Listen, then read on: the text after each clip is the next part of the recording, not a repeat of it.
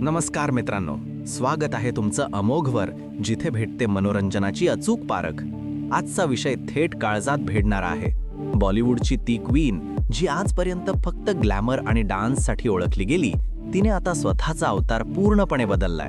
नाजूक स्माईल गेली आणि समोर आली आहे एक खुनी सिरियल किलर. होय, आपण बोलतोय मिसेस देशपांडेच्या ट्रेलरबद्दल. ही आहे धगधग आणि हादरवून टाकणारी कथा, ज्यात माधुरी दीक्षितने एका वेगळ्याच भूमिकेत आहे. ट्रेलरची सुरुवात होते भोलीशी सूरत या गाण्याने आणि धडास एकदम एक अविश्वसनीय हत्या. पारंपरिक माधुरीला विसरून जा. ही मिसेस देशपांडे कॉपी कॅट गुन्हेगार आहे, जी कायद्याच्या रक्षकांना मदतीचं नाटक करतेय.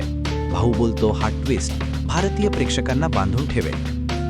गंमत इथेच आहे मित्रांनो, मिसेस देशपांडे ही पूर्वीची एक खतरनाक सिरियल किलर आहे, पण आता त्याच किलरला एका नवीन घातक कॉपी कॅट गुन्हेगाराला पकडण्यासाठी पोलिसांना मदत करायची आहे.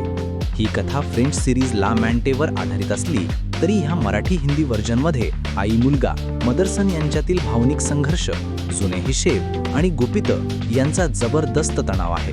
हा आहे गुन्हा, भावना आणि द्वंद्वाचा एक विस्फोटक कॉकटेल.